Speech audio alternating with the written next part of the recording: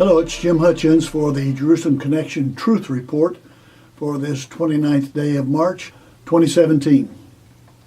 Recently, the annual AIPAC conference was held in Washington, D.C. AIPAC is the American Israel Public Affairs Committee, and usually there are politicians who address that group.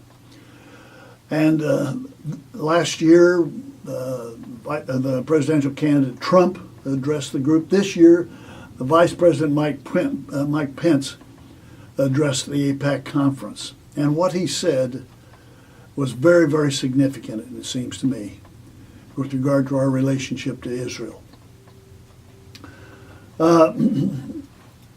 He pointed out, first of all, that the Trump administration was and will continue to give serious consideration of the moving of the American embassy from Tel Aviv to Jerusalem. That's ongoing. It's just a matter of time before that happens. I think it has to be politically established that the right time for that to take place will in fact take place. He said, under President Trump, Mike Pence said, if the world knows nothing else about our relationship to Israel, the world will know this: America stands with Israel. He says Israel's cause is our cause, her values are our values, and her fight is our fight. He said President Trump's invitation to Prime Minister Netanyahu was an opportunity to reaffirm the enduring bond between the United States and Israel. And then he said this, which was, he didn't have to say this, but he did, and it's very significant. He said, my Christian upbringing compels me to cherish Israel. My Christian upbringing, my understanding of the scriptures as a Christian compels me to cherish Israel. He said he fulfilled a lifelong dream when he was able to bring his children on a trip to Israel, to the Jewish state. And then he said this, that his family, he and his family, his household, pray for the peace of Jerusalem. That's the Vice President of the United States. We pray for the peace of Jerusalem. That's from Psalm 122, verse 6.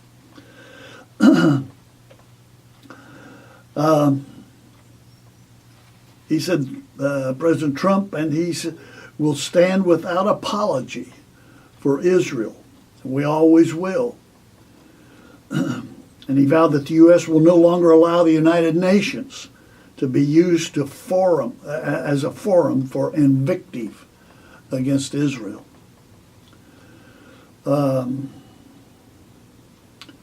President Trump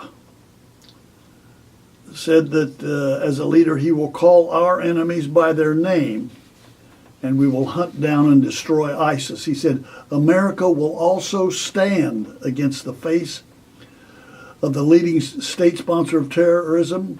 This administration will put Iran on notice. They have done that.